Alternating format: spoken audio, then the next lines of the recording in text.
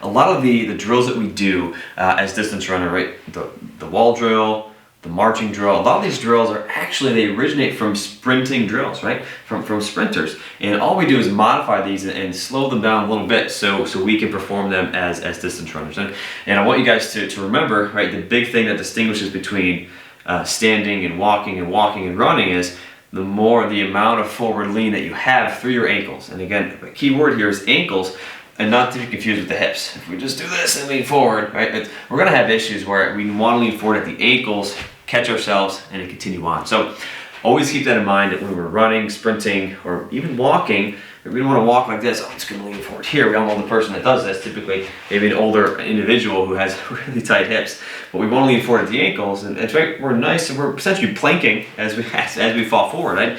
Everything is nice and stable through the hips and through the core, but that forward lean comes from the ankles. And the same thing here with this drill. So the whole goal here is we're going to lean forward, actually fall down. You see what I did there is, I don't wanna step way out in front of my body, but I wanna be here, and then we're going to take off running. So I got a wall in front of me that's probably, I don't know, 10 feet away. I'm not going to go all out here, but the goal is we're here. You can take right off and go right into your running form. I'll do it one more time. So again, we're here, and don't be afraid to get that arm back there, right? The farther you get this arm back, the more aggressive you can get your hip back, right? Shoulder follows the hip, hip follows the shoulder. If you stick it here, sometimes I tend to do this, I get a little stiff in my shoulders, and then you're going to most likely have a lack of this hip extension inside. So again, we're here, and we are coming forward, and take it right off. And so just focusing on that first step, guys, there's a principle called the tunnel principle that has been popularized by Kelly Starrett, where when we are deadlifting, we're squatting, when we're doing any kind of Olympic lifting, we want to start in a good position. So for instance, when I'm deadlifting, all right, screw my feet to the ground, squeeze my butts, come on down, tension the hamstrings, and right, keep our back flat as we do this. On the contrary, what we don't want to do is come down, oh, it's going to be nice and loosey-goose, and try and grab that bar.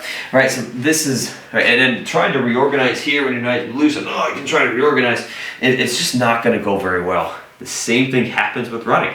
If we can start that first step, and we can make that a good first step, it's going to set us up for success for the rest of our run.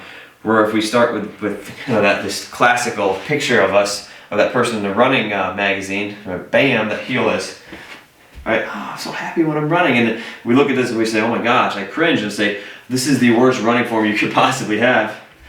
Like this, right? So this horrible running form that we see, if you start your run like, oh, I'm just gonna do the start and run like this, right? Even though you may be focusing on your running form, it sets you up for failure because that first step was off. So the reason why I'm doing this is focusing on that forward lean, and that first step matters because that tunnel principle not only applies to lifting, but also applies to running.